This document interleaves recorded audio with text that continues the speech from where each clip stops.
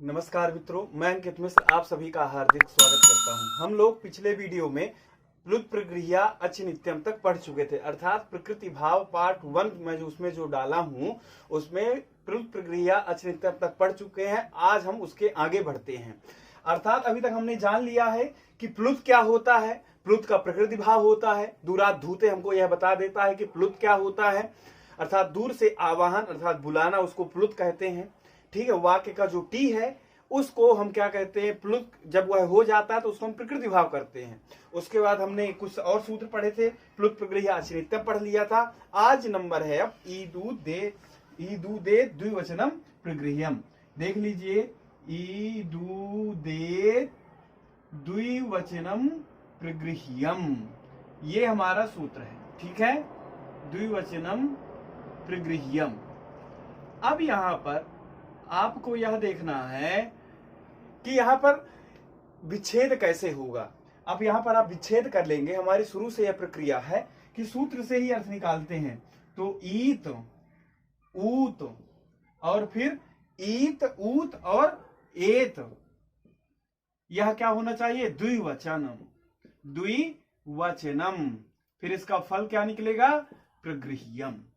स्पष्ट है। अब देख लीजिए, आप इसका अर्थ विच्छेद कर लिए, ईत ऊत ए द्विवचनम प्रगृह्यम, यही है ना। अब यहां पर आपको ईत से क्या ग्रहण करना है, क्योंकि ता लगा है तो तपरस तत्काल को याद कर लीजिए, तपर ग्रहण है तो आपको केवल दीर्घ ई का ग्रहण होना चाहिए। दीर्घ ऊ का ग्रहण है और दीर्घ ए का ग्रहण है। स्पष्ट हो गया।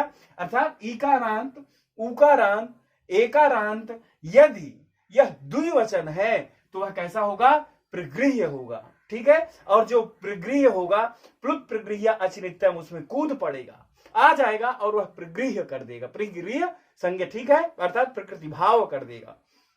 इससे क्या होगा, यह संज्ञा कर रहा है। ठीक है, किसकी संज्ञा कर रहा है, इकारांत उकारांत एकारांत, यदि यह द्विवचन है तो यह प्रगृह्य संज्ञा कहलाते हैं। इस सूत्र का बस इतना ही मतलब है। ठीक है, अब इसका उदाहरण देखते हैं। मान लीजिए मैं एक शब्द लिख रहा हूं, नदी। क्या लिख दिया, नदी। यह शब्द देख लीजिए आप, ईकारांत तो है, यह ईकारांत तो घट रहा है, परंतु क्या यह द्विवचन है, क्या द्विवचन नहीं है ना, तो फिर इस शर्त में नहीं आएगा, तो यह प्रगृह्य संज्ञा नहीं होगी इसकी। स्पष्ट है ना। तो फिर जब प्रगृह्य संज्ञा नहीं होगी तो इसको आप मिटा दीजिए। अब इसका जो किताब में आपके उदाहरण दिया है, क्या दिया है, हरि एतौ, यही है ना, हरि जमा एतौ।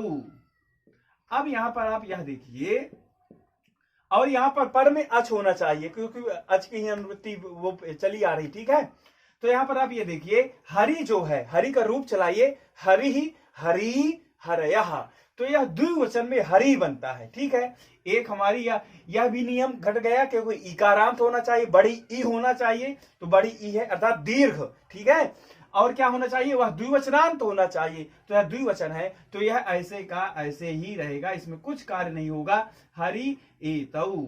ठीक है, यह प्रकृति भाव होता है। प्रकृति भाव में ऐसा ही। अब प्रकृति भाव किस सूत्र से होगा, प्लुत प्रगृह्या अच नित्यम सूत्र से। ठीक है, आपको वह नहीं भूलना है, ये आप सूत्र लिख लीजिए।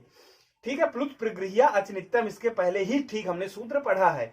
इस सूत्र से ईदु दे द्विवचनम सूत्र से हमको यह बताया कि प्रगृह्य संज्ञक है, और प्लुत प्रगृह्या अच नित्यम कहता है कि यदि पूर्व में प्लुत प्रगृह्य है और पर में अच परे है तो वह प्रकृति भाव होता है। तो पूर्व में यह क्या है, प्रगृह्य संज्ञा हो जाएगी इस सूत्र से, ईदु द्विवचनम प्रगृह्यम से, और पर में अच है तो फिर क्या हो जाएगा, प्लुत प्रगृह्या अच नित्यम से प्रकृति भाव हो जाएगा। स्पष्ट है। अगला उदाहरण देख लीजिए, विष्णु इमौ। ठीक है, अर्थ निकल गया ना इस सूत्र का भी, विष्णु इमौ। अब आप इसमें कुछ नहीं है, देख लीजिए, यहां पर उकारांत है, क्या ईत ऊत एत में से है तो उकारांत है जी। यह क्या द्विवचन है, हाँ जी द्विवचन है, क्योंकि इसके रूप कैसे चलेंगे, विष्णु विष्णु विष्णव, ऐसे रूप चलते हैं, तो दीर्घ उकारांत है। अच परे होना चाहिए, तो अच परे है साहब, जब अच परे है तो प्रकृति भाव हो जाएगा, अर्थात ऐसे का ऐसे ही रहेगा, विष्णु इमौ ही रहेगा। ठीक है, प्रकृति भाव किस सूत्र से होगा, प्लुत प्रगृह्या अच नित्यम से। प्रगृह्य संज्ञा किस सूत्र से होगी, ईदु दे द्विवचनम प्रगृह्यम से। स्पष्ट हो गया ना। ठीक है, अब इसके बाद अगला देखिए, एक उदाहरण, गंगे अमु। क्या है, गंगे अमु। अब यहां पर आपको वही एकारांत है, ए है ना, और अच परे है, तो इसकी ए की क्या हो जाएगी, प्रगृह्य संज्ञा हो जाएगी कि नहीं हो जाएगी, अर्थात गंगे की हो जाएगी प्रगृह्य संज्ञा। और जब प्रगृह्य संज्ञा हो जाएगी तो प्लुत प्रगृह्य तब कहता है, पूर्व में यदि प्लुत और प्रगृह्य है, पर में अच है, तो प्रकृति भाव हो जाता है, तो प्लुत प्रगृह्य से प्रकृति भाव हो जाएगा और यह गंगे अमु ही रहेगा। ठीक है, तीनों उदाहरण हमने सिद्ध कर लिया, आपके मूल किताब में यही दे रखा। ठीक है, अब इसके बाद जो अगला सूत्र है वह है आपको समझने वाला है। ठीक है, तो अगला सूत्र हमारा है अदसो मात, यही है सूत्र। अब इसमें यह देखेंगे कहां कहां से अनुवृत्ति आ रही है। ठीक है, अब यहां पर देखिए अदसो मात्र सूत्र है, तो इसमें आपको एक सूत्र अभी हमने जो पढ़ा उसकी अनुवृत्ति आएगी, कौन सी, प्लुत ईदु दे द्विवचनम प्रगृह्यम। ठीक है, तो आपको इसमें क्या है, आदस शब्द है। ठीक है, आदस का जब आप बनाएंगे तो आपको पता चलेगा कि रूप कैसे चलते हैं। जैसे बहुवचन, एक वचन में क्या बनता है, असौ बनता है। ठीक है, फिर अमु बनता है, फिर बहुवचन में अमी बनता है। ठीक है, आदस शब्द का रूप ऐसे चलता है। अब इसमें आदस शब्द से क्या कहा, इसमें आदस, ठीक है, यह आदस शब्द है। ठीक है, तो आदस शब्द के फिर इसमें आता है इसके बाद मकार से परे ईत और ऊत प्रगृह्य संज्ञक हो। ईत और ऊत की कहां से अनुवृत्ति आ रही है, ईदु दे द्विवचनम प्रगृह्यम, बोला था अनुवृत्ति आएगी, ईदु दे द्विवचनम प्रगृह्यम, इसकी अनुवृत्ति आ रही है। ठीक है, प्रगृह्यम आगे है, और उसमें आप यह सोचेंगे, अभी मैं पूरा पहले अर्थ लिख लेते हैं हम लोग। ठीक है, क्या, अदस शब्द के मकार से परे, तो यहां पर ये मां है ना, मां, अर्थात मां से परे क्या होना चाहिए, यहां पर ईत और ऊत। ठीक है, ये मैं ईत ऊत कहां से अर्थ ले आया, ईदु दे द्विवचनम प्रगृह्यम, मकार से क्या, आदस शब्द से मकार से परे ईत और ऊत हो तो फिर क्या हो जाता है, प्रकृति भाव, अर्थात वह प्रकृति संज्ञक हो जाता है, प्रगृह्य संज्ञक। ठीक है, कौन सा संज्ञक हो जाता है, प्रगृह्य संज्ञक हो जाता है। और यह प्रगृह्य में शब्द कहां से लाया, इसका फल क्या हुआ, प्रगृह्य संज्ञक हो जाता है। ठीक है, ईदु दे द्विवचनम प्रगृह्यम। ठीक है, तो प्रगृह्यम यहां से आया है, ईदु दे द्विवचनम सूत्र से। अब इसका अर्थ देख लीजिए, अदस शब्द के मां शब्द से ईत ऊत यदि परे हो तो वह क्या होता है, प्रगृह्य संज्ञक होता है। अब आप यह सोचेंगे कि इस सूत्र से केवल ईत आया है, ऊत आया है, एत क्यों नहीं आया। ठीक है, तो इसके लिए एक परिभाषा है, आप वह परिभाषा नोट कर सकते हैं, क्या, संनियोग शिष्टानाम, देख लीजिए, क्योंकि यह परिभाषाएं ना हमको बहुत काम आती है। ठीक है, संनियोग शिष्टानाम, ठीक है, आप यह नोट कर लीजिए,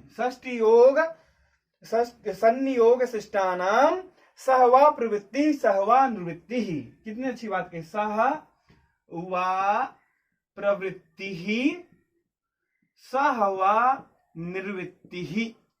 ठीक है, अब यहां पर आप यह देखिए इसका अर्थ क्या है, क्योंकि जब वह साथ में जाता है ना कोई, जब संयोग शिष्टानाम, जब वह साथ में संयोग होकर के जाता है तो वह सब जाना चाहेंगे।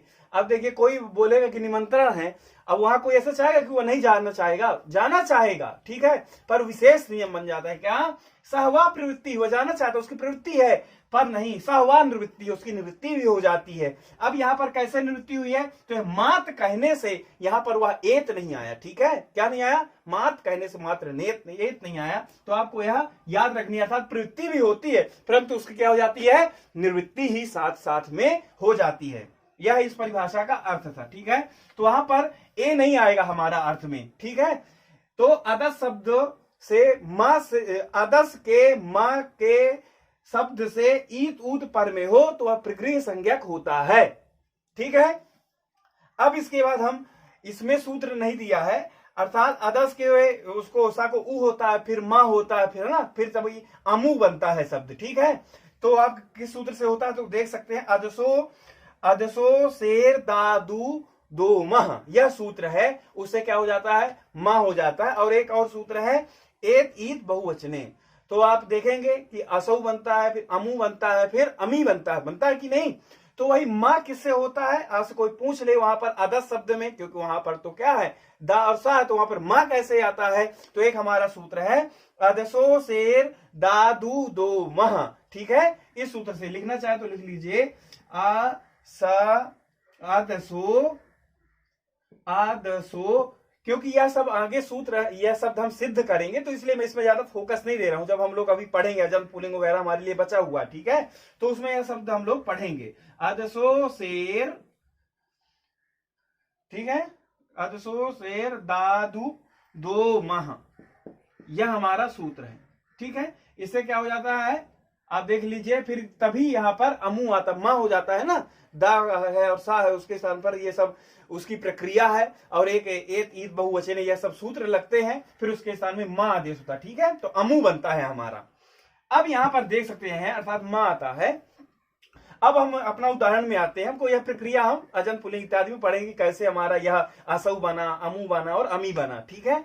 अब यहां पर हमारा उदाहरण दिया हुआ है राम कृष्णा वमु आसाते, यही है, और उससे भी ठीक पहले क्या दिया हुआ है अमी ईशाह, अमी ईशाह।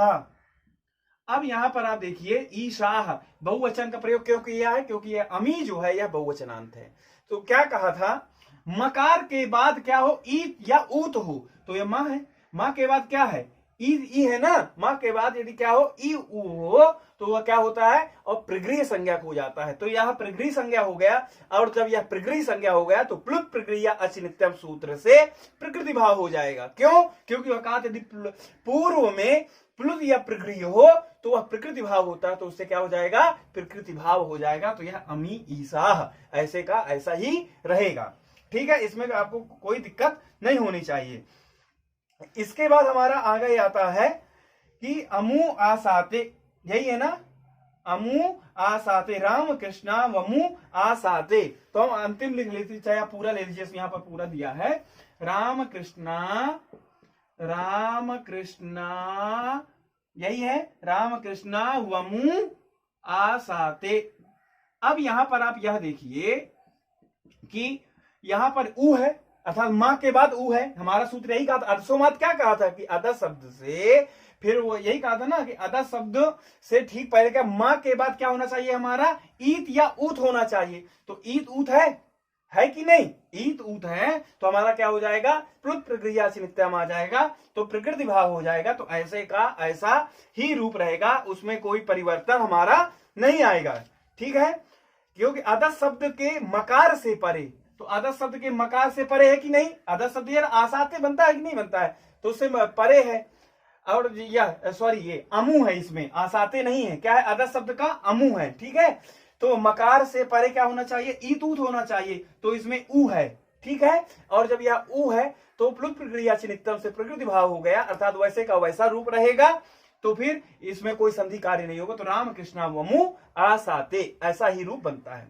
इसके बाद बोलता कि यदि मात किम, यदि हम यह ना कहें मात किम ना कहते तो क्या हानि थी, उसमें तो आपका यह नियम तो लग ही रहा था, तो उससे हाँ जी हानि थी।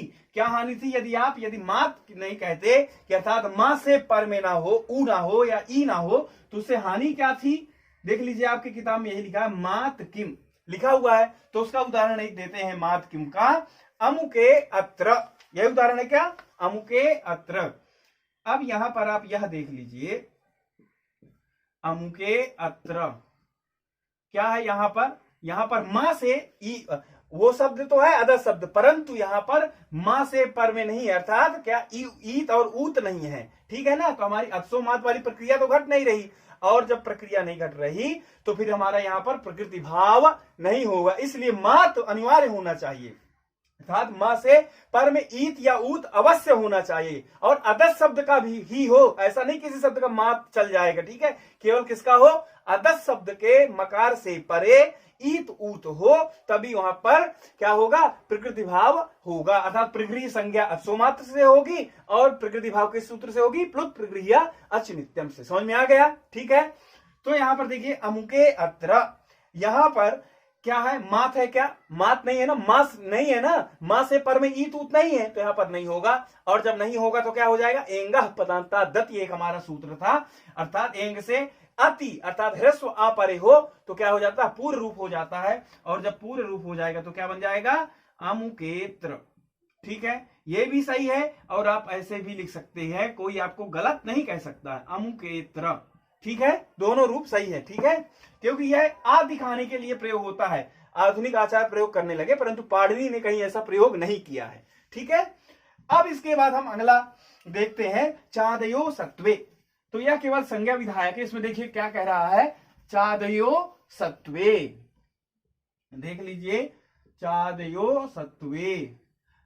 आप जब अष्टाध्यायी देख रहे हैं, यदि आप अपने सामने अष्टाध्यायी रखिए तो आप उसमें देखिए एक क्रम से करीब 8-10 सूत्र, 9 सूत्र लगभग उसमें प्रकृति भाव के ही हैं, है ना। आप देखेंगे उई हो गया, उम हम आगे अभी पढ़ेंगे, वह सब प्रकृति भाव के एक क्रम से दिया अष्टाध्यायी में। इसीलिए पाणिनि की अष्टाध्यायी ना बड़ी वैज्ञानिक है, बड़ी उसकी संरचना जो है ना बहुत दिव्य है। अब यहाँ पर चादयो सत्वे में हम लोग इसको पहले अलग अलग कर लेते हैं। क्या, चा आदयः, ठीक है, और असत्वे। असत्वे, असत्वे इत्युक्ते अद्रव्ये। ठीक है, अब इसमें अनुवृत्ति किसकी आ रही है, तो एक सूत्र पहले भी मैं बताया था, कौन सा सूत्र है, प्राग्रीस्वरान निपाताः, यही है क्या, आप एक बार मिला लीजिए। ठीक है, प्राग्रीस्वरान निपाताः। अब यह क्या कहता है, इसमें से केवल एक अनुवृत्ति आ रही है निपात की। आप गोपाल दत्त वाली देख लीजिए, वहां अंडरलाइन है निपात में कि इसकी अनुवृत्ति कहां तक जा रही है। ठीक है, तो इसमें उसकी अनुवृत्ति आ रही है, तो आप यहां पर लिख सकते हैं निपात। क्या लिख दीजिए, निपात। और अनुवृत्ति आ रही है किसकी, यहां पर आप अभी देखेंगे उसके बाद। हाँ, यह आप देख लिए, देखिए, चा आदयः असत्वे निपात। ठीक है, क्योंकि अनुवृत्ति लगाना पड़ता, थोड़ी किताब देखना पड़ता। अष्टाध्यायी सामने रखी है मेरे, कि उसकी अनुवृत्ति कहां से किस संख्या से कहां तक किस सूत्र की जा रही है। आप गोपाल दत्त वाली में देखेंगे तो अंडरलाइन है और ये सूत्र संख्या भी लिख देता है कि कहां से कहां तक अनुवृत्ति जा रही है, तो इसमें अनुवृत्ति निपात की आ गई है। ठीक है, तो यहां पर अब इसका हम लोग अर्थ देखते हैं। इसका अर्थ आपको इसी से निकालना है। ठीक है, चा आदयः अर्थात चादी, चादी एक गण है, तो क्या, चादी गण में वह अद्रव्य हो, क्या होना चाहिए, असत्वे। असत्व इत्युक्ते अद्रव्य। अद्रव्य आप देखेंगे ना, तो अद्रव्य का अर्थ क्या है, आपके मन में प्रश्न उठता है, तो इसका अर्थ है जिसमें संख्या क्या हो, पाई जाए। किसमें, क्या, जिसमें संख्या पाई जाए या जिसके लिए सर्वनाम का प्रयोग हो सके, वह क्या है, द्रव्य है। और इससे जो उल्टा है, अर्थात जिसमें संख्या ना पाई जा सके, जिसके लिए सर्वनाम का प्रयोग ना हो, तो वह क्या है, अद्रव्य है। आपको समझ में आ गया, अर्थात जिसके लिए संख्या का प्रयोग ना हो और जिसके लिए सर्वनाम का प्रयोग ना हो सके, तो वह क्या कहलाता है, अद्रव्य। समझ में आ गया आपको, तो क्या, चादी गण, समझ में आ जाएगा, घबराना नहीं यदि अभी नहीं आया हो।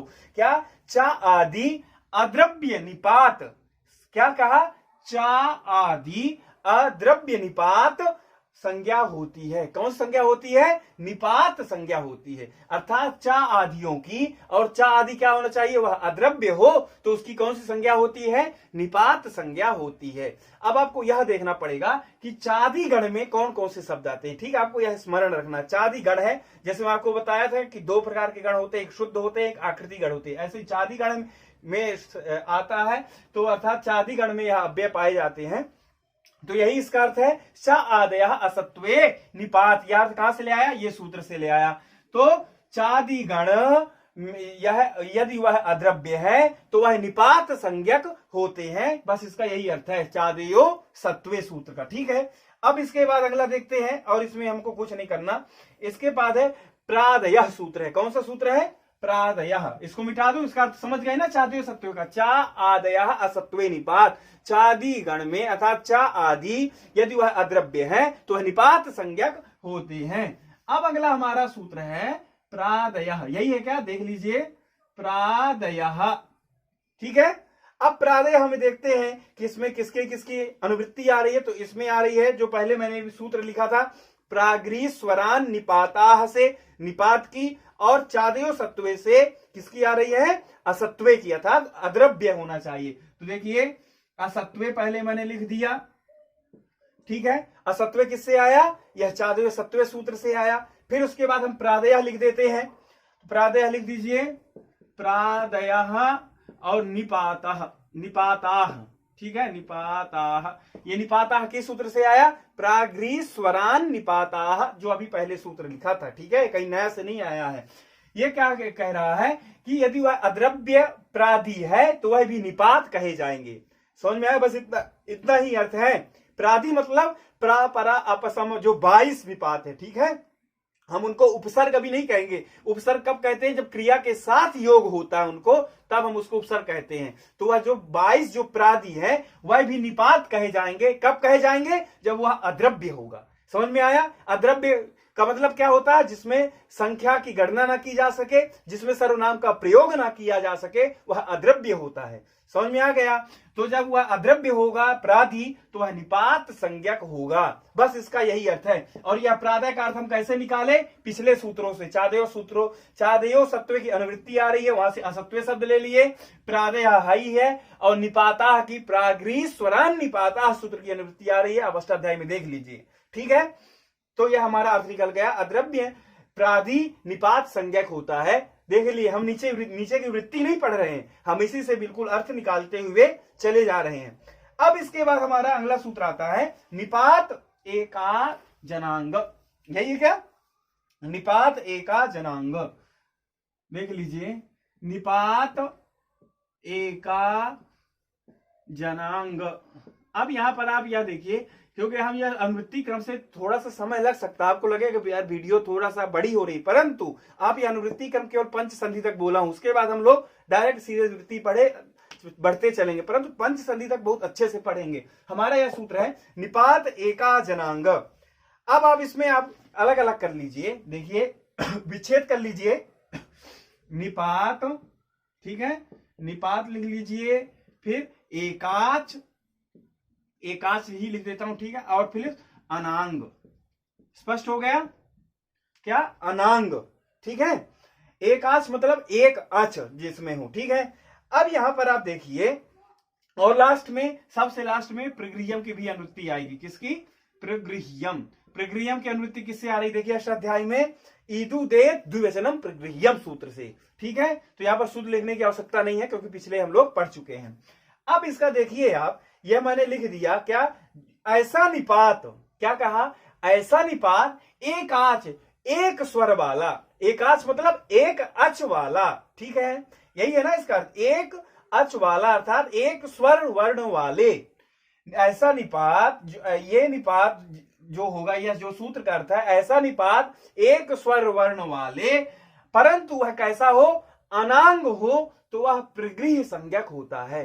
अनांग मतलब आप प्रादि में पढ़ेंगे ना, तो वह क्या है? एक आंग मिलता है, मिलता है ना। प्रा परा अपसम अनुअव निष्ठ दूर दुस दूर वी आंग, आंग मिलता है ना। तो आंग ये उसी के लिए प्रयोग किया है, अनांग। परंतु यहां पर अनांग में नहीं होगी प्रगृह्य संज्ञा। क्या कहा? यह यदि आंग प्रयोग हुआ है निपात, तो वह वहां पर प्रगृह्य संज्ञा नहीं होगी। कब होगी? जब वह निपात एक अच प्रयोग होगा, एकाच अर्थात एक स्वर वर्ण वाले। स्पष्ट हो गया एकाच का अर्थ, ठीक है। अनांग, आंग नहीं होना चाहिए। यदि ऐसी स्थिति है तो क्या होगा? प्रगृह्य संज्ञक होगा, ठीक है। अब प्रश्न उठता है कि जो एक और चादीगढ़ में एक और यह निपात पढ़ा गया, क्या पढ़ा गया चादीगढ़ में? एक ये अनिपात होता है। क्या होता है? अनिपात होता है। और यह आंग का भी आ बसता है। क्या बसता है? देखिए आपके सामने पहले मैं समस्या पैदा करता हूं, जब समस्या आप समझ लेंगे ना, तो समाधान खुद ही ढूंढ लेंगे। इधर देखिए, ये स्थिति है, आंग ये प्रादि में आता है, ये निपात तो है, पहले कह दिया उसको, ठीक है, प्रादय सूत्र से निपात हो गया, परंतु गकार की संज्ञा होकर के आ ही बसता है, ठीक है, इसका ही आ बसता है। और एक आ जो है अलग से निपात चादीगढ़ में आता है। तो आप पहचानेंगे कैसे कि यह आ प्रयोग किया गया है या कि फिर ये आ प्रयोग किया गया है, ठीक है। तो उसके लिए एक कारिका है। आप यदि नीचे वृत्ति में देखेंगे ना, तो नीचे में वो एक ही वो लिख देता है, वाक्य स्मरण योर गीत, ऐसा लिख देता है, परंतु वह पूरी कारिका क्या है हम लोग उसको भी अध्ययन करेंगे। तो देखिए लिख देता हूं वह कारिका। आप समस्या समझ गए ना? यह समस्या है आपके सामने कि दोनों आ है, पर हम कब किसका प्रयोग करें, ठीक है। तो उसके लिए एक कारिका देख लीजिए आप। ईश दर्थे, क्या है कारिका हमारी? ईश दर्थे क्रिया योगे, ईश दर्थे क्रिया योगे, यही है ना कारिका अपनी। अब उसके बाद देखिए मर्यादा भी विधौ, नीचे लिख देता हूं मर्यादा भी, यही है भी विधौ च यह, ठीक है। आप यह नोट कर लीजिए, आपके लिए बहुत काम की है। एतमातम गीत विद्यात, क्या है गीत विद्यात, यही है वाक्य स्मरण योर गीत। आपकी वृत्ति में केवल इतना ही लास्ट में लिख देता है, ठीक है, परंतु उसकी कारिका की यह लास्ट लाइन लिखा है, तो हमको यह पूरा जानना चाहिए। वाक्य स्मरण योर गीत दिख रहा होगा, मैं मानता हूं, ठीक है, योर गीत। अब यहां पर आप यह देख लीजिए, इसका हमको यह बता दिया, ऊपर की 2 लाइन जो है ना, ऊपर की मात्र 2 लाइन, ठीक है, समझ में आया। यह किसके विषय में बता रही है? आंग के विषय में बता रही है, ठीक है। आप ऐसे लिख सकते हैं, आंग के विषय में बता रही कि आंग कहां कहां प्रयोग होता है, ठीक है। और यह 2 जो है यह अनिपात के बारे में बता रही है, ठीक है। अब यहां पर देखिए ईषदर्थे, ईषदर्थे मतलब ईश का मतलब होता है ईषद, ईषद मतलब अल्प अर्थ में, थोड़े अर्थ में जब प्रयोग हो तो आपको आंग समझना चाहिए, ठीक है। और इसका आप उदाहरण देख सकते हैं, आपको उदाहरण बहुत मिलते हैं देखने को, तो देख सकते हैं यदि आपकी इच्छा ईषद में, तो आगे इसी में दिया नीचे वृत्ति में क्या दिया है, उष्णम, आ जमा उष्ण दिया है, तो आ वहां पर है, ठीक है ना, क्या बना है आ और उष्णम, मैं यही आपको समझा देता हूं, उष्णम फिर दोनों होकर के ओ हो जाता है ना, तो ओश्रम बन जाता है। तो आप यह ओश्रम आपके सामने शब्द उपस्थित होगा, तो आप कैसे तय करेंगे कि यह आंग है कि आ है? तो यहां पर आप देखेंगे जो ओश्रम है वह ईषद अर्थ में प्रयोग हुआ है, ठीक है। तो यहां पर आपको समझ लेना है कि आंग उपसर्ग है, ठीक है, जो ईषद अर्थ में प्रयोग होगा तो वह आंग उपसर्ग होगा।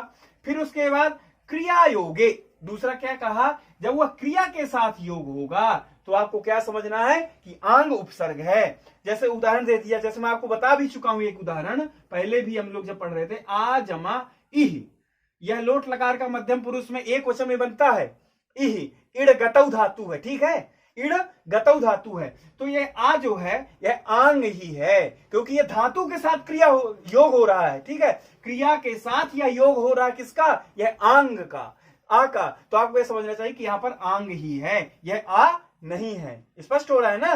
जब यह हो जाएगा तो क्या बन जाता, ए, तो बराबर क्या हो जाएगा, ए ही रूप आपके सामने उपस्थित हो जाता है, ठीक है। क्रिया योगे।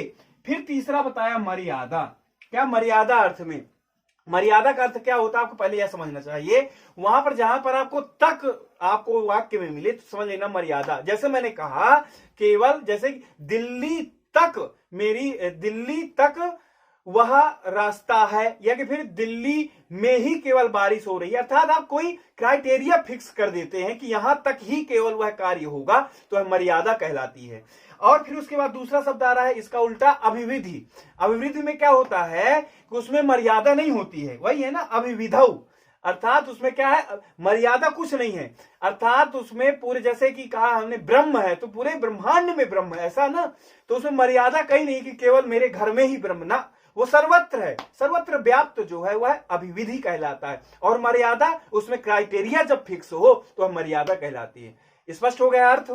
तो आंग उपसर्ग जब ईषद अर्थ में हो और जब क्रिया के साथ योग हो रहा हो, मैंने उदाहरण दे दिया, और जब मर्यादा अर्थ में आएगा तो एक उदाहरण दे देता हूं, क्या है, आ अलवरात वृष्टो मेघा, क्या एक उदाहरण है, देख लीजिए, आ अलवरात, अलवरात, ये कि मैं फिर ये भी दे सकता हूं, आ दिल्ली ता, ये भी दिल्ली भी दे सकता हूं, कोई भी शब्द देते तो कोई ये नहीं कि अलवरात ही देना है आपको, ठीक है। आ अलवरात वृष्टो मेघा, ठीक है, यहां पर लिख देता हूं, इसे इसकी आवश्यकता नहीं है, वृष्टो मेघा, इसका मतलब क्या है, आ अलवर कि केवल अलवर तक ही बारिश हुई, यही है ना इसका मतलब, केवल अलवर तक, ठीक है। आ अलवरात, आलवरात यही लिखा है मैंने, आलवरात है, क्या है यहां पर,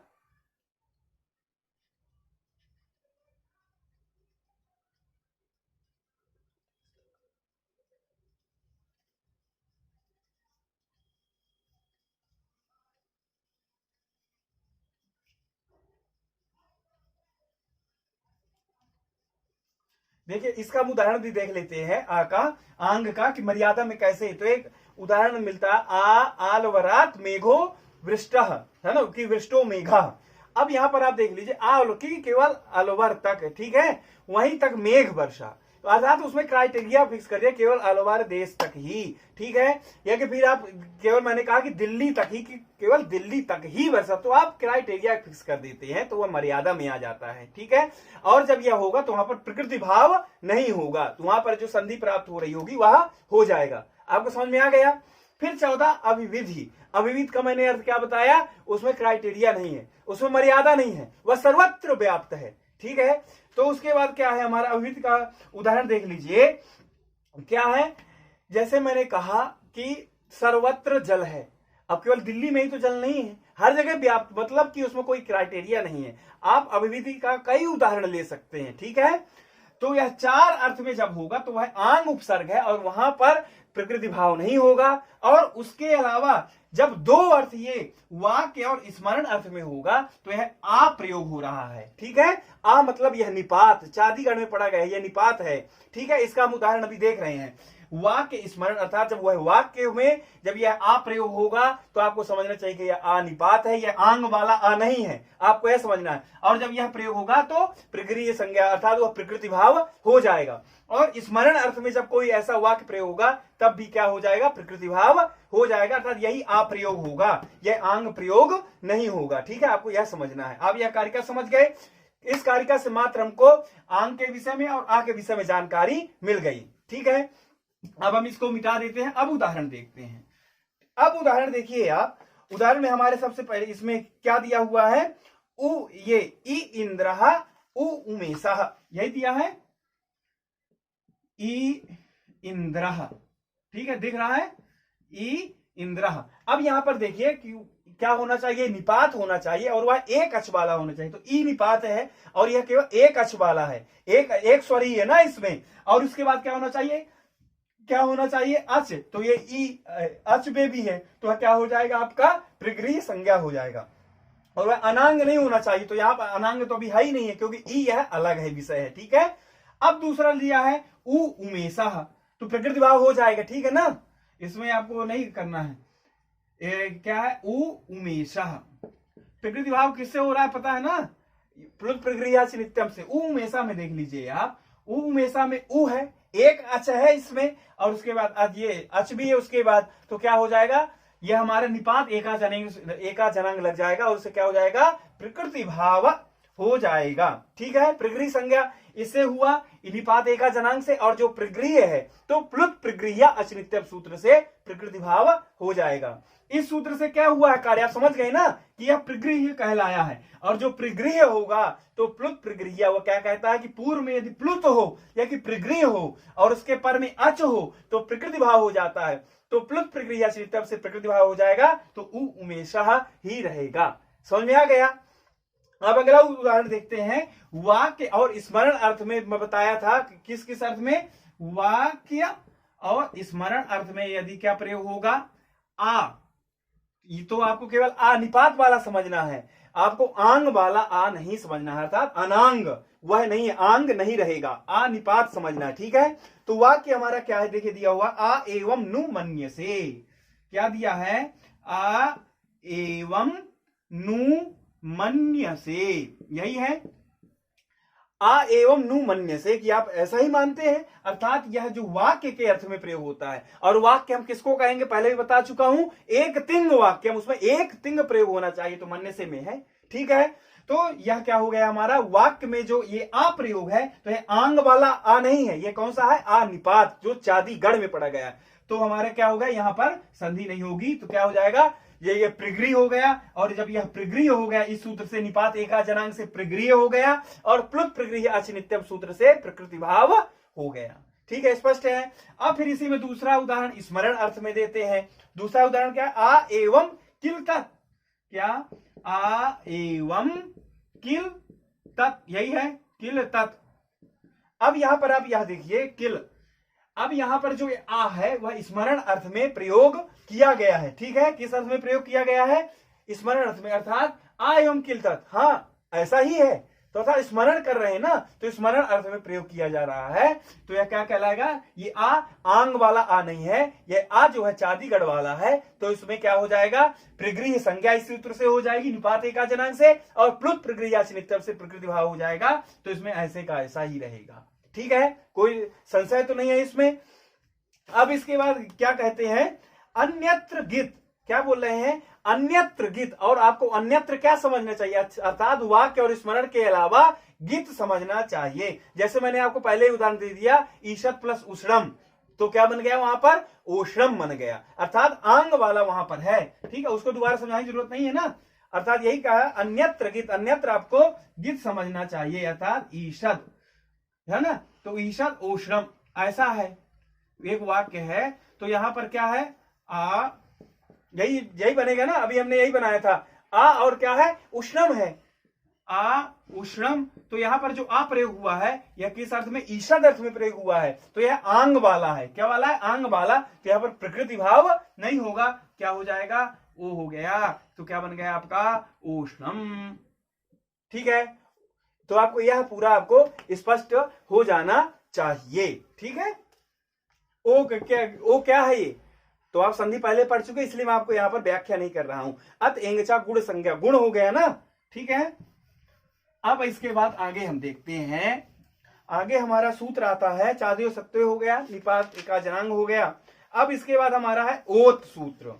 कौन सा है, ओत। यह बहुत महत्वपूर्ण, देखिए इसमें भी अनुवृत्ति कई की आती है। आपको अनुवृत्ति क्रम से हम लोग पढ़ रहे हैं, तो हम कहीं फंसेंगे नहीं। तो ओत में सबसे पहले निपात एका जनांग की, वहां से निपात की अनुवृत्ति आ रही है, और ईदु दे द्विवचनम की, ईदु दे द्विवचनम से प्रगृह्य की। तो ओत ऐसे लिख लीजिए। फिर किसकी, निपात की अनुवृत्ति आ रही है, किससे आ रही है निपात की अनुवृत्ति, निपात एका जनांग सूत्र से, और अष्टाध्याय में देख सकते हैं आप लोग। और उसके बाद ईदु दे द्विवचनम प्रगृह्यम से प्रगृह्य की अनुवृत्ति आ रही है। ठीक है, तो यह क्या कहा, ओत निपात अर्थात ओदंत निपात क्या होता है, प्रगृह्य संज्ञक होता है। समझ में आया क्या कह रहा है ये, ओदंत निपात प्रगृह्य संज्ञक होता है। अब यहां पर आप एक उदाहरण देख लीजिए, अहो जमा ईशाह। ठीक है, ईशाह ये लिखा है। अब यहां पर अहो निपात है, और यह कैसा निपात है, ओ है, ओदंत, अंत में ओ होना चाहिए। तो ठीक है, ओदंत है, तो ये फिर क्या हो जाएगा, प्रगृह्य संज्ञा हो जाएगा। इसकी क्या हो जाएगी, प्रगृह्य संज्ञा हो जाएगी। किस सूत्र से, ओत सूत्र से। और जब प्रगृह्य संज्ञा हो जाएगी तो प्लुत प्रगृह्याश्रित्यम क्या कहता है, पूर्व में यदि प्लुत और प्रगृह्य है और उसके बाद अच है, तो प्रकृति भाव हो जाता है। और प्रकृति भाव हो जाएगा तो ऐसा का ऐसा ही रहेगा, अहो ईशाह। ठीक है, बहुत सरलता से समझ गए ना। निपात की अनुवृत्ति किससे आई, अर्थात अनुवृत्ति मतलब समझ रहे हैं ना, पीछे से सूत्र ले लेना आए, और उससे हम कुछ शब्द ले लेते हैं। निपात एका जनांग से निपात आया, और यह प्रगृह्य कहां से आया, ईदु दे द्विवचन प्रगृह्यम से प्रगृह्य आया। ठीक है, आप यदि यह स्मरण रखते हैं ना, तो आपको जो है कभी परेशानी नहीं हो सकती। ठीक है, आवृत्ति तो भूल सकते हैं, परंतु अनुवृत्ति क्रम नहीं भूल सकते हैं। इसके बाद हमारा अगला आता है संबुद्धौ शाकल्यस्य। देखिए कौन सा सूत्र है, संबुद्धौ शाकल्यस्य, संबुद्धौ शाकल्यस्येता वनार्षे। हम इसको अलग अलग करके लिखते हैं। ठीक है, आपके पास मूल तो है ही है, चलिए मूल भी लिख देता हूं। कई लोग मान लीजिए किताब ना हो उनके पास, संबुद्धौ क्या है, संबुद्धौ शा, आप बार बार बोलते हैं ना, तो आपको सूत्र क्या है स्मरण हो जाता है, शाकल्यस्येता। ठीक है, इसके बाद वनार्षे, वनार्षे। ठीक है, यह पूरा सूत्र है। अब इसको हम अलग अलग करके लिख देते हैं, विच्छेद करके लिख देते हैं। ठीक है, विच्छेद करने से अर्थ पूरा स्पष्ट हो जाएगा। संबुद्धौ क्या है, संबुद्धौ शाकल, फिर इसके बाद क्या लिखेंगे, शाकल्यस्य। ठीक है, शाकल्यस्य, फिर इसके बाद यहां पर इतौ और अनार्षे। ठीक है, आप इसका विच्छेद करके लिख दिए, देख लीजिए, संबुद्धौ शाकल्यस्य इतौ अनार्षे।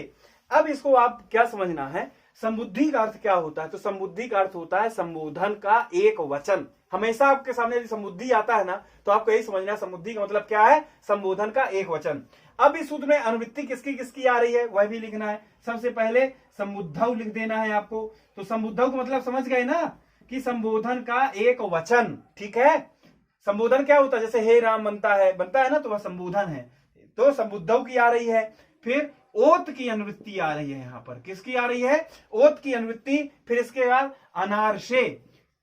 अनारसे का मतलब क्या होता है, आरसे का मतलब होता है क्या, आरसे का मतलब होता है अलौकिक, यही होता है ना। आरसे का मतलब अलौकिक और अनारसे का मतलब लौकिक, ठीक है। लौकिक और अलौकिक अच्छी तरह समझते होंगे आप। अलौकिक इत्युक्ते वेद इत्यादि में जो प्रयोग, और लौकिक इत्यादि लौकिक में जो लोक में प्रयोग हो रहा है, ठीक है। तो यहां पर क्या कहा, समुद्धौ ओत अनारसे हमने यहीं से लिया और कहीं से नहीं लिया। इसके बाद इतौ, इधर नीचे लिख देता हूं, आगे जगह नहीं है, इतौ। फिर उसके बाद किसकी अनुवृत्ति आ रही है, आप एक हम लोग सूत्र पढ़े थे, कौन सा, यहां पर देखिए साकल्य की तो अनुवृत्ति आएगी ही। यहां पर साकल्य ऐसा लिख दीजिए। और इससे ठीक पहले, इससे मतलब 2-3 सूत्र पहले ईदु दे द्विवचनम प्रगृह्यम हमने पढ़ा था। तो इसके बाद प्रगृह्य की अनुवृत्ति, ठीक है। अब यहां पर देखिए मैं ये क्यों लिखता हूं ना, आप यह क्रम समझिए, सिस्टम को उनको समझना है, पाणिनि जी को समझना है अभी, ठीक है। तो समुद्धौ ओत अनारसे इतौ साकल्यस्य प्रगृह्य। ओत पिछले वाले सूत्र से आ गया, अनारसे आप किसी सूत्र में है, समुद्धौ साकल्यस्य इतौ अनारसे से ले लिया, इतौ भी यहां है, फिर साकल्य भी हमने यहां से ले लिया, और प्रगृह्य, प्रगृह्य हमने ईदु दे द्विवचनम प्रगृह्यम सूत्र की अनुवृत्ति आ रही है। साकल्य मतलब साकल्य ऋषि। जब किसी ऋषि का नाम ले लेना तो आपको वह कार्य कैसे समझना है, विकल्प से, अर्थात एक बार होगा और एक बार नहीं होगा। मैं आपको पहले बता चुका हूं। अब हम लोग इसका अर्थ निकालते हैं। क्या कहा कि संबोधन एक वचन का जब वह ओदंत हो, क्या कहा, संबोधन, संबुद्धौ मतलब संबोधन एक वचन, मैं आपको पहले बता दिया था। संबोधन ओत, संबोधन एक वचन का, संबोधन ओदंत एक वचन का, ठीक है, समझ में आ गया। संबोधन एक वचन और वह यदि ओदंत है, तो उसके बाद इतौ, और उससे परे यदि इत है, क्या उससे परे इत है, तो साकल्य ऋषि के मत में क्या हो जाएगा, प्रगृह्य संज्ञक हो जाएगा। और कहां होगा प्रगृह्य संज्ञक, अनारसे, केवल लोक में। आप इसका अर्थ बहुत आसानी से निकाल लिए ना, इत होना चाहिए, इत मतलब, अब देखिए अब इसमें अर्थात ई होना चाहिए, ठीक है। अब यहां पर देखिए, अब यहां पर कैसे एक उदाहरण दिया है, विष्णु जमा इति, क्या दिया है यहां पर, मिटा दू क्या ऊपर कुछ, ये ऊपर मेन सूत्र हम लोग मिटा देते हैं, इसका विच्छेद लिखा हुआ है, ठीक है, आप के लिए। इसमें देखिए विष्णु जमा इति है, विष्णु इति। अब यहां पर हम लोग देखते हैं, ओदंत है, क्या कहा था इसने, संबुद्धि, तो विष्णु संबोधन के एक वचन में बनता है, तो संबुद्धि है, अर्थात संबुद्धि मतलब संबोधन का एक वचन। तो यहां से विष्णु है, और वह कैसा होना चाहिए, ओदंत होना चाहिए, तो ओ है, और उसके बाद इत होना चाहिए, अर्थात ई होना चाहिए, तो ई है ना। और जब ई है तो उसका क्या होना चाहिए, तो इसमें क्या हो जाएगा, हमको प्रगृह्य संज्ञक हो जाएगा। और वह जब प्रगृह्य संज्ञक हो जाएगा तो प्लुत प्रगृह्या अच नित्यम हम लोग सूत्र पढ़ चुके हैं, तो उससे क्या हो जाएगा, प्रकृति भाव हमारा वह हो जाता है, ठीक है। अब यहां पर देखिए, यहां पर इतौ, इतौ किसका बना है, सप्तमी, इति का बना है, क्या बना है, इति।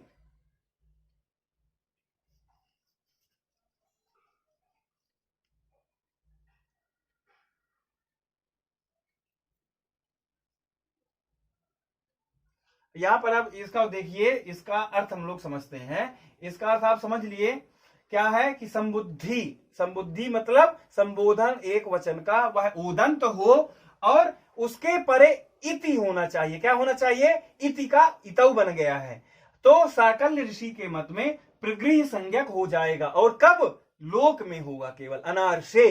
अर्थ निकल गया आपको, अर्थात संबुद्धि संबोधन एक वचन का यदि वह ओदंत है और उसके पर में इति शब्द है, तो साकल्य ऋषि के मत में प्रगृह्य संज्ञक होगा, कब, लोक में। कहां होगा, केवल लोक में। उदाहरण देख लीजिए, इसका उदाहरण क्या मिलता है हमको, विष्णु जमा इति, विष्णु इति है।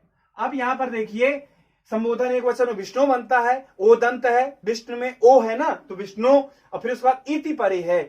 जब तो प्रगृह्य संज्ञा के सूत्र से हो गया, समुद्धौ शाकल्यस्य, इस सूत्र से हो गया, समुद्धौ शाकल्यस्येता वनार्षे सूत्र से।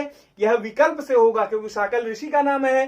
तो जब यह प्रगृह्य संज्ञा हो गया तो प्लुत प्रगृह्य चरित्रम से प्रकृति भाव हो गया, तो एक रूप हमारा ऐसे ही बनेगा, विष्णु जमा इति। और फिर जब नहीं होगा तो दूसरा रूप हमारा क्या बनता है, आपको यह भी देखना है। अब यहां पर क्या प्राप्त हो रहा है, तो यहां पर आप एचो यवा यावह सूत्र पढ़े हैं, अर्थात एच के पर में अच हो तो क्या हो जाता है, आव आदेश हो जाता है। तो यहां पर क्या हो जाएगा, ओ के स्थान में अव हो जाएगा, और जब अव हो जाएगा देख लीजिए, विष्णु और आवा प्लस इति, ठीक है, तो क्या बन जाएगा, विष्णुविति बन जाएगा ना, विष्णुविति मिला देंगे तो इधर लिख लेता हूं विष्णुविति। एक रूप और बनेगा इसलिए मैं भी वो नहीं किया, विष्णुविति यह बन गया। और एक और सूत्र पढ़े थे, कौन सा सूत्र पढ़े थे, लोपः शाकल्यस्य पढ़े थे ना सूत्र, वह याद होगा, अर्थात वह पदांत या वा का लोप करता है और उसके पूर्व में आ होना चाहिए और पर में अश प्रत्याहार, भो भगो घो पूर्व से उसकी अनुवृत्ति आती है, ठीक है। तो यह हमारा पदांत तो वह है और उसके ठीक पहले आ है और उसके पर में भी अश प्रत्याहार है, तो या वा का लोप हो जाएगा। और जब लोप हो जाएगा या वा का तो क्या बन जाएगा हमारा, ध्यान से देखिए, विष्णु इति, यही बनेगा विष्णु इति। अब आप अपने मूल किताब में देखिए कितने रूप बनाए हैं इस सूत्र में, क्योंकि यह सूत्र जो है ना बहुत इंपॉर्टेंट है। देख लीजिए आप, एक बनाया है विष्णु इति, तुम्हारा बन गया। दूसरा क्या बनाया है उसके बाद, विष्णु इति, जब यह लोपा साकल्य से यावा का लोप हो गया, और जब लोप नहीं होता है तो उसके एचो यावा यावा से अयादि हो जाती है, तो विष्णुविति। हमारे तीनों रूप बन गए, कोई दिक्कत नहीं हुई, आराम से बन गए।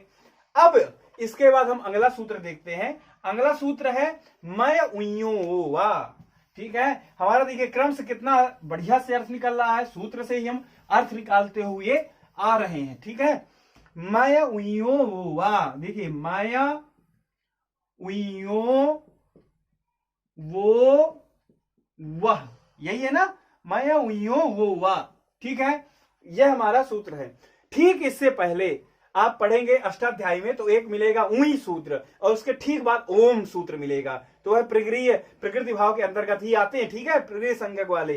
तो यह जो उई है ना, इसकी कौन संज्ञा हो रखी है, प्रगृह्य है, यह है, ठीक है। तो जो प्रगृह्य हो प्रकृति भाव ही होगा, तो उई सूत्र है, ठीक है, उई सूत्र है ओम के ठीक पहले, तो वह प्रकृति संज्ञक होता है, ठीक है। अष्टाध्याय में आप देख लीजिए, और उई के बाद ठीक ओम आता है। अब इसमें हम देखते हैं मैं उइयो वा, इसमें किसकी किसकी अनुवृत्ति आ रही है, तो लिख दीजिए मयः उइयो, ये शायद विसर्ग है क्या, नहीं, अच्छा विसर्ग का लोप हो गया, ठीक है। तो मयः बनता है, मयः किसका रूप है, पंचमी विभक्ति का एक वचन है, और मयः है क्या, एक मय प्रत्याहार, ठीक है। अब यहां देख लीजिए आप, ऐसा लिख दीजिए मय, और मय के बाद क्या लिखेंगे, उई, ठीक है, उई, इसमें ये कार की संज्ञा होकर के लोप हो जाता है। और इसके बाद होता है वाह और प्लस वाह, फिर इसके ठीक बाद अच लिखना पड़ेगा आपको। अच की अनुवृत्ति किस सूत्र से आई, अच की अनुवृत्ति आई गमो ह्रस्वा दचि गमुड़ नित्यम सूत्र से, ठीक है। किस सूत्र से अनुवृत्ति आई, आप यह जरूर लिख, गमो ह्रस्वा दचि गमुड़ नित्यम, ठीक है, ये लिख लीजिए नित्यम। इससे क्या आया, अची आया, तो हमने अची लिख दिया, ठीक है, इस सूत्र से अची आ गया। तो आप सूत्र लिख लिए होंगे, मैं इसको मिटा देता हूं। देखिए माया उई वह वा अची, अची ये कहां से आ गया, और पूरा हमने ऊपर से लिखा है, मगर अच यहां दूसरे सूत्र से आया, गमो ह्रस्वाद अची गमुड़ नित्यम, तो हमने अच यहां से अनुवृत्त कर लिया। अष्टाध्याय में देख लीजिए उसकी अनुवृत्ति आ रही है। देखिए हमने अनुवृत्ति क्रम पूरा लिख दिया, अनुवृत्ति क्रम का लिख दिया, मैं यहां से लिया पंचमी का है, और उई भी, और वह वाह अची। अब इसका अर्थ देखते हैं, मैं एक प्रत्याहार है, नियम गणनम से अब यहां से लेंगे और कपाई के या तक, तो मैं प्रत्याहार बन जाता है। अब वही कह रहा है कि मैं से, अर्थात मैं के बाद यदि उई परे है और उसके भी परे यदि अच परे है, तो विकल्प से वह आदेश हो जाता है। विकल्प से आप इससे अर्थ लेंगे, वह का मतलब क्या है यहाँ पर, विकल्प से, और यह वह आदेश हो जाता है, ठीक है। समझ गए इसका अर्थ, बहुत आसानी से देखिए हम निकाल लिए सूत्र से अर्थ ना। मय प्रत्याहार से उई परे है और उई से भी परे यदि अच पर में है तो वह विकल्प से आदेश हो जाता है। ठीक है, आप पूरी प्रक्रिया समझ गए। अब हम इसमें देखते हैं कि इसमें बनाया कैसे है। अब देख लीजिए, मय सबसे पहले देख लीजिए, किम प्लस उक्तम, ऐसा लिख लीजिए पहले आप, किम उ। अब यकार की इस संज्ञा हो जाती है, लोप हो जाता है। ठीक है, और उक्तम। अब यहां पर आप यह देखिए, एक और यह विकल्प से होता है, और जब विकल्प से नहीं होगा तो प्रकृति भाव भी होगा, आप वह भी देखेंगे। ठीक है, अब देख लीजिए, किम उ उक्तम। ठीक है, यह पूरी प्रक्रिया घट रही है ना आपको, कि हम एक प्रत्याहार भी है, उसके बाद उई है, और उसके बाद क्या है, उक्तम अर्थात अच है। तो फिर क्या हो जाएगा, एक बार जब होगा तो क्या बन जाएगा, किमु उक्तम बन जाएगा। ठीक है, क्या बन जाएगा, किमु उक्तम। समझ में आ गया, अर्थात जब एक बार हुआ आदेश नहीं होगा। ठीक है, और जब एक बार हुआ आदेश होगा, अब उसमें देखते, जब एक बार हुआ आदेश नहीं हो रहा तो हमारा किम उक्तम बन गया, और जब एक बार हुआ आदेश होगा, उ को क्या हो जाएगा, वह आदेश, तो क्या बन जाएगा हमारा, देख लीजिए, किम वा और उक्तम। वा किस सूत्र से आदेश हुआ, मैं उइयो वो वा। इसने कहा कि मैं से परे यदि क्या हो, उई है, उई देखिए ये, और यह प्रकृति संज्ञा की है, क्योंकि पहले सूत्र आ चुका अष्टाध्यायी में, ओम सूत्र के पहले। ठीक है, तो हमारा उसके स्थान में वह विकल्प से आदेश हो जाता है, अच परे रहते, तो अच पर में है, और इधर क्या है, मैं प्रत्याहार में आता है। ठीक है, मां से ही चालू होता है, यमगर्दम के मां से और कपय के या तक, तो हमारा ये है, मैं से परे उई है, तो उई के स्थान में हुआ हमने यह विकल्प से कर दिया, इस ऊ के स्थान में। ठीक है, वह हमने कर दिया। अब मिला दीजिए, तो क्या बन जाएगा, किम वुक्तम। कोई दिक्कत, हाँ मुझे दिक्कत है, आपको भी दिक्कत होनी चाहिए। क्यों, क्योंकि मैंने यहां पर अनुस्वार नहीं किया, मां में अनुस्वार होना चाहिए था, अनुस्वारा सूत्र से। यदि आगे आपको कहीं व्यंजन दिखे तो आपको अनुस्वार करना चाहिए। ठीक है, परंतु यहां पर क्यों नहीं हुआ, तो आप यह देखेंगे कि जो त्रिपादी ये 8वें अध्याय का ही सूत्र है, मैं उइयों हुआ, इसकी संख्या देख लीजिए एक बार, 8 3 33 है, और मोनुस्वारा की जब आप संख्या देखेंगे तो मोनुस्वारा की दूसरी संख्या मिलती है, मोनुस्वारा की संख्या है 8 3 23। ठीक है, कौन संख्या है, 8 3 23, तो क्या हो जाता है, मोनुस्वारा असिद्ध हो जाता है, अपने पर वाले कार्य को नहीं देखता है वह, तो फिर यहां पर उससे क्या हुआ है, अनुस्वार नहीं हुआ है, अर्थात उसको वही दिख रहा है, ऊ ही दिख रहा है। ठीक है, और जब उसको अस दिख रहा है तो इसलिए वह मां लिखा है।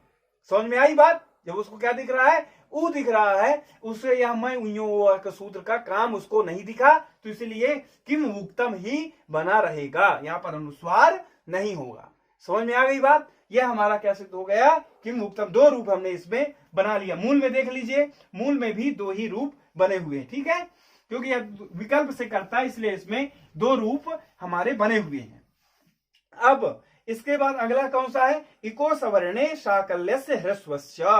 देख लीजिए, इको सवर्णे, यही है ना, इको सवर्णे शाकल्यस्य, शाकल्यस्य ह्रस्वस्य, ह्रस्वस्य। ठीक है, यह हमारा सूत्र है।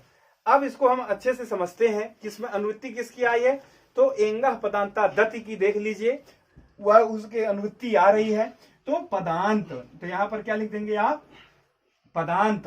पदांत हम कहां से ले आए, एंगह पदांता दति से पदांत ले आए, और इसी सूत्र से आप लिख लीजिए इक, क्या लिख देंगे, इक। उसके बाद लिखिए असवर्णे अचि, असवर्णे अचि, असवर्ण मतलब अच ही होगा। ठीक है, तो अच इसमें ले आना है, अचि। फिर क्या कहा, पदांत इक हो, असवर्ण अच, फिर उसके बाद क्या कह रहा, शाकल्यस्य, शाकल्य ऋषि है, तो उनके मतलब कि आपको वही समझना है कि वह भी विकल्प से काम होगा। कोई ऋषि का नाम ले ले, पाणिनि जी क्यों लेते हैं ऋषि का नाम, ऋषि ने नहीं कहा कि मेरा नाम लो, पाणिनि जी इसलिए नाम लिए, आदर के नाम लिए। ठीक, आदर के लिए ऋषि का नाम लिए। अब इसके बाद अच के बाद आपको क्या लिखना है, बराबर ह्रस्वहा। ठीक है, क्या लिखना है, ह्रस्वहा, और यह कार्य कैसा होगा, शाकल्य से, मतलब विकल्प से। ठीक है, शाकल्य का मतलब विकल्प से, यह ऋषि है। ठीक है, अब आप इसका अर्थ आराम से निकाल लीजिए, क्या है इसका अर्थ, पदांत इक हो और उसके बाद असवर्ण अच पर में है, ये ऐसा प्लस लगा लीजिए, अर्थात पदांत इक पूर्व में हो और पर में असवर्ण अच है, अर्थात इधर भी ई और इधर भी ई नहीं होना चाहिए, असवर्ण अच होना चाहिए, तो उसको क्या हो जाएगा, ह्रस्व हो जाएगा और वह विकल्प से होगा। समझ में आ गया, अर्थ निकल गए ना।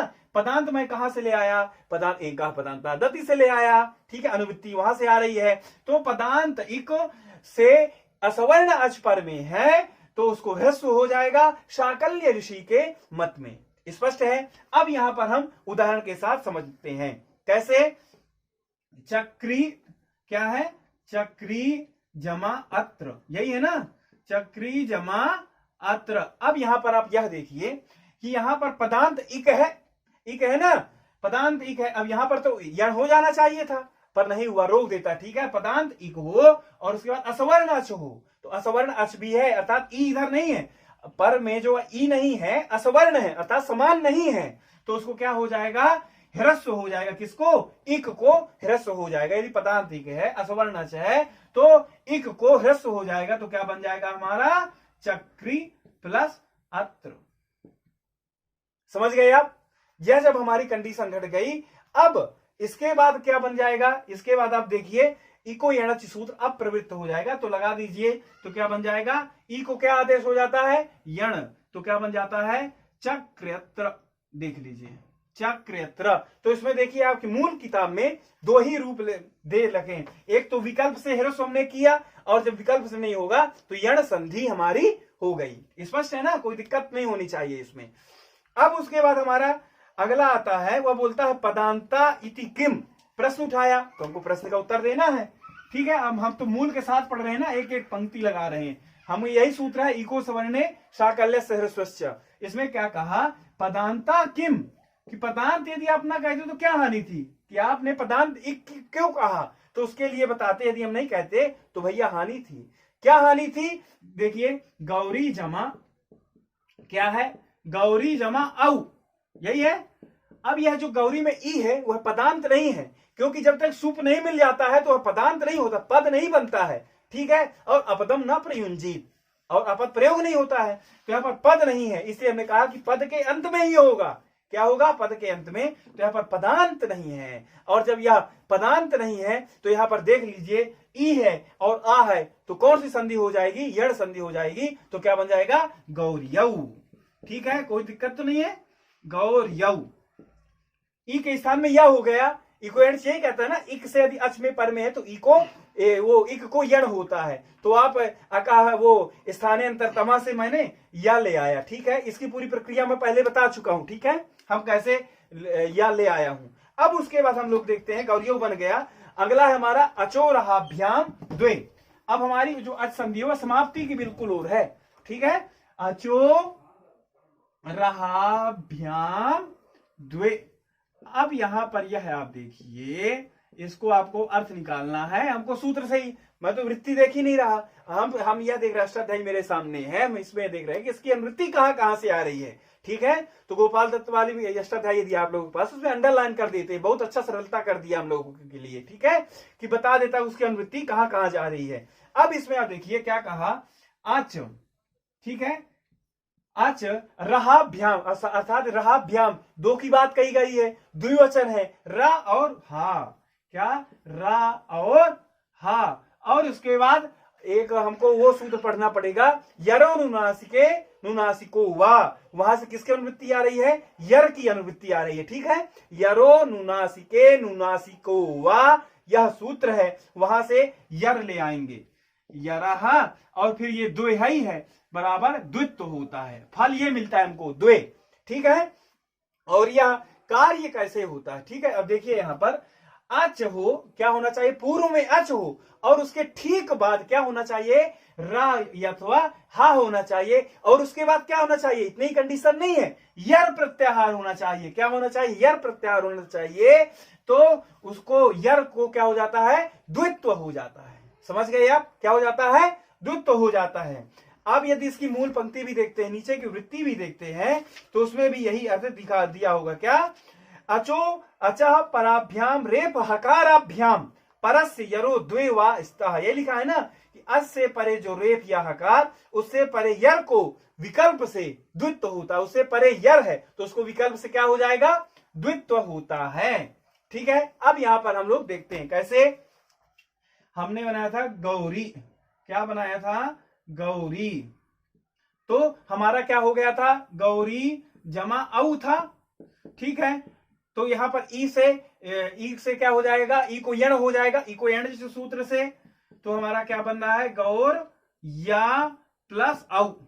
अब यहां पर आप देखिए कि ठीक इसे क्या पहले या के पहले रा हा होना चाहिए, तो या के पहले हमारा क्या है, रा है ना, और उसके ठीक बाद यर प्रत्याहार होना चाहिए, यह भी है, तो उस यर को क्या हो जाता है, विकल्प से द्वित्व हो जाता है, और जब द्वित्व हो जाएगा तो क्या बन जाएगा, गौर या दो बार हो जाएगा, देख लीजिए, और औ, तो हमारा रूप क्या सिद्ध हो गया, देख लीजिए, यहां लिख देता हूं, हो सकता वहां न दिख रहा हो, गौर्यौ बन गया, देखिए गौर्यौ। तो आप देखेंगे यह विकल्प से बना है, गौर्यौ पहले बन गया, पहले वाले सूत्र हमने क्या पढ़ा था, इको सवर्ण ह्रस्व पढ़ा था ना, वहां पर हमने बना लिया था गौर्यौ, और यहाँ पर देखिए अचोरहाभ्याम दो, ये द्वित्व से गौर्यौ। इसी प्रकार से कर्ता भी बनता है और कर्ता डबलता बनता है ना, ऐसे भी और हमारे उदाहरण मिलते हैं, वर्तते में डबलता मिलता है और नहीं भी मिलता था, विकल्प से वहां पर बनता है, कर्ता हो गया, वर्तते हो गया, तो सब ये अचोरहाभ्याम द्वय की स्थिति होनी चाहिए। ठीक है, अब इसके बाद आता है हमारा अगला सूत्र, न समासे। इसके बाद मेरे को लगता है एक और सूत्र बचेगा, ऋत्यगः सूत्र, और फिर हमारी यह अच संधि जो है यह समाप्त हो जाएगी, न समासे। अब यह क्या कहा कि समास में नहीं होगा, बस इसका इतना ही अर्थ है, क्या है कि समास में नहीं होगा। अब यहां पर पूरे सूत्रों की वही अनुवृत्ति ले आ रहे हैं, क्या कि समास में असवर्ण अच परे होने पर पदांत इको ह्रस्व नहीं होता। अभी हमने जो पढ़ा वही सेम पिछला अर्थ आप ले आइए, इको सवर्ण ये ह्रस्वश्च। ठीक है, तो यहां पर देखिए एक वो उदाहरण बनाया है यहां पर, वापी जमा अस्वह, क्या है, वापी जमा अस्वह। अब यहां पर आप यह देख लीजिए कि यहां पर पदांत इक है ना, पदांत इक, और यहां पर अस्व है, उसके बाद क्या है, अचपरे भी है, तो फिर इसको क्या होना चाहिए था, ह्रस्व हो जाना चाहिए था, अर्थात वापी छोटा हो जाना चाहिए था, परंतु ह्रस्व हो जाना चाहिए था, परंतु नहीं हुआ। क्यों नहीं हुआ, क्योंकि यह न समास है, क्योंकि यहां पर समास है, और जहां पर समास होगा तो वहां पर ह्रस्व इको सवर्णे ह्रस्वस्य सूत्र से नहीं होगा। ठीक है, और जब नहीं होगा तो ई के स्थान में यण हो जाएगा, और जब यण हो जाएगा तो वाप स्वः, इस प्रकार से हमारा बन जाता है। समझ में आ गया, बस इतना ही अर्थ है, न समासे अर्थात समास में नहीं। क्या समास में नहीं, जो हमने पिछला सूत्र भी पढ़ा, इको सवर्णे ह्रस्वस्य, अर्थात पदांत इक हो और उससे परे हमारा क्या होना चाहिए, पदांत इको सवर्णे और असवर्ण अच होना चाहिए। तो यहाँ पर असवर्ण अच है, अर्थात ई नहीं है यहाँ पर, तो उसको क्या ह्रस्व हो जाता है। तो ये सूत्र बोला कि नहीं, समास में ह्रस्व नहीं होगा। ठीक है, इसका अर्थ पीछे सूत्र वाला पूरा है, बस समास में नहीं होगा, इसका अर्थ यही है, ना समास है, तो आप स्वः इसमें नहीं हुआ है। ठीक है, अब अगला जो सूत्र है वह थोड़ा सा समझने वाला है, ऋत्यकः। कौन सा सूत्र है हमारा, ऋत्यकः। अब इसमें आप यह देखिए, ऋत्यकः में आपको यह देखना पड़ेगा कि इसमें अनुवृत्ति किसकी किसकी आ रही है। ठीक है, तो ऋति, इसको आप अलग अलग कर लीजिए पहले, रीति जमा रीति अकह, ऐसा रीति अकह, यह अलग हो गया आपका रीति अकह। अब इसमें आप रीति से ह्रस्व री का ही बोध होगा, रित। ठीक है, ह्रस्व री, तो यहां पर आप ऐसा लिख लीजिए, ह्रस्व री। फिर इसके बाद हमारा क्या कंडीशन है, एंगह पदांता दति से पदांत की अनुवृत्ति आएगी। किसकी अनुवृत्ति आ रही है, पदांत की। किस सूत्र से, अब आप कुछ प्रश्न मन में उठा रहे, अरे यहाँ पर अनुवृत्ति क्रम हम कैसे जाने, तो आपको पहले हमारे गुरु परंपरा यही थी कि हर जो गुरुकुल में छात्र रहता है ना, तो उसको अष्टाध्यायी रटाई जाती थी, और जब अष्टाध्यायी में आपको वहां क्रम से, यहाँ जो हम यहाँ संधि पढ़ रहे हैं ना, तो वहां पर 9 सूत्र बिल्कुल क्रम से दिए हैं प्रकृति भाव के। यहाँ पर कुछ सूत्र छोड़ दिया, जैसे ओम सूत्र छोड़ दिया है, उय्यः सूत्र छोड़ दिया है, और भी कुछ सूत्र छोड़े हैं, तो वहां पर क्रम से पूरे वही संधि के इकट्ठा दे दिए हैं। तो उस सूत्रों की अनुवृत्ति हमको पता चल जाता है कि वह पहले सूत्र पढ़ा गया है, ठीक है। मगर इसमें लघु सिद्धांत में प्रक्रिया के अनुसार दे दिया है, वैयाकरण में भी प्रक्रिया के अनुसार, अष्टाध्यायी के क्रम के अनुसार नहीं दिया, ठीक है। अब यहां पर देखिए ह्रस्वरी और यह क्या हो, पदांत, और उसके बाद अक हो, क्या अक, और ह्रस्व, क्या ह्रस्वः, ठीक है। और उसके बाद हमारा साकल्य से इको सवर्णे साकल्य से साकल्य की अनुवृत्ति आ रही है, ठीक है। साकल्य की अनुवृत्ति किससे आ रही है, इको सवर्णे साकल्यस्य, अर्थात साकल्य का मतलब ऋषि है, और यह कार्य जब ऋषि का नाम आ गया तो कैसा कार्य होगा, विकल्प से कार्य होगा, एक बार होगा और एक बार नहीं होगा। अब इसका हम लोग अर्थ समझते हैं, क्या कि पदांत अक, क्या कैसा होना चाहिए हमारा, पदांत अक, ठीक है। आप ऐसा लिख सकते हैं, देखिए आपको सोचेंगे कि उल्टा सुल्टा कैसे, देखिए पदांत अक, ठीक है, और इधर क्या होना चाहिए, ह्रस्व ई पर में हो, क्या ह्रस्व री पर में हो तो वह ह्रस्व हो जाता है, कब, जब साकल्य ऋषि के मत में, हमेशा नित्य नहीं होगा, साकल्य ऋषि के मत में, अर्थात पदांत यदि अक है, अक एक प्रत्याहार है, आ ई उ री, ठीक है, पदांत अक है और उसके पर में ह्रस्व री है तो वह ह्रस्व हो जाएगा, कब, वो किसके मत में, साकल्य ऋषि के मत में। साकल्य में यह कहां से लाया, ऋत्यका हमें तो है नहीं, तो यह मैं लाया इको सवर्णे ह्रस्वस्य साकल्यस्य, वहां से लाया, ठीक है। और यह इको सवर्णे साकल्यस्य, और यह पदांत कहां से लाया, तो एंगह पदांता दति सूत्र से पदांत लाया। आपको समझ में आ गया, पदांत अक से ह्रस्व री परे रहते, ह्रस्व होता है साकल्य ऋषि के मत में। अब एक हम इसका उदाहरण देख लेते हैं, ब्रह्मा जमा ऋषि, क्या है हमारा, ब्रह्मा जमा ऋषि। अब इसमें आप यह देखिए कि हमारा जो अक पर में है कि नहीं है, कैसे, यहां पर आ है तो अक पर ये अक है कि नहीं, ब्रह्मा के बाद आ है और उसके बाद री परे होना चाहिए, तो ठीक है, री परे है तो क्या हो जाएगा, इस सूत्र से, ऋत्यकः सूत्र से ब्रह्म ऋषि, क्या हो जाएगा, ब्रह्म ऋषि ही, साथ ऐसा ही रूप होगा, फिर इसमें संधि नहीं होगी, ठीक है, प्रकृत ऋषि बन गया, ठीक है, अर्थात ह्रस्व हो गया, किस सूत्र से, ऋत्यकः सूत्र से। अब आगे देखते हैं, जब नहीं होगा, ब्रह्मा क्या है, ब्रह्मा जमा ऋषि ही, यही है ऋषि ही। अब यहां पर आप यह देखिए, यहां पर हमारा कौन सी संधि हो रही, तो वो आद गुणा को याद करिए कि आद से अर्थात अवर्ण से अच पर में हो, तो हमारा अवर्ण से अच पर में है तो हमारा दोनों के साथ गुण हो जाएगा, क्या हो जाएगा, गुण हो जाएगा। गुण में भी आप उच्चारण स्थान स्थानांतर तमा इत्यादि लगा करके यही आएगा, आ आएगा, और रिकार के स्थान में यदि अण प्रवृत्त हो रहा हो तो अकेले नहीं आएगा, उरण रपरा यही कहता है ना कि रिकार के स्थान में यदि अण प्रवृत्त हो रहा हो अकेले नहीं आएगा, वो अपने साथ रपर कार्य होकर के आएगा, तो रा और ला आता है तो इसमें रा ही होगा, तो क्या बन जाएगा हमारा, ब्रह्मर्षि। दोनों के स्थान में एक पूर्व प्रयोग का अधिकार है, दोनों के स्थान में होगा गुण, ठीक है, तो क्या बन जाएगा हमारा, ब्रह्मर्षि ही, ठीक है। आप देख लिए किस तरह से हम लोग बनाए। तो यह हमारा जो अच संधि प्रकरण है, आज पूरा अच्छी तरह से हमने ससूत्र और अनुवृत्ति क्रम से पढ़ लिया, और इसके बाद हम लोग हल संधि प्रकरण पढ़ेंगे। एक चीज इसमें और दिया है, पदांताह किम, क्या दिया है, पदांताह किम, क्योंकि हम मूल पंक्ति को नहीं छोड़ेंगे, ठीक है, जो हमारी मूल पंक्ति में, तो ऋत्यका सूत्र के अंतर्गत ही लास्ट में दिया है पदांताह किम, ठीक है। अब देखिए ये क्या है कि यदि मैं नहीं कहता कि पदांत हो, क्या वही है ना इसका मतलब, हम एंगा पदांता दति से लाएंगे कि पदांत अक होना चाहिए। यदि मैं नहीं कहता कि पदांत हो तो क्या हानि थी, अक कहीं भी हो जाना चाहिए था ह्रस्व, पर कहा कि नहीं, यदि आप नहीं कहते तो वह हानि थी, क्या हानि थी, तो उसके लिए एक उदाहरण दे दिया, क्या उदाहरण दे दिया, आ जमा ऋच्छत।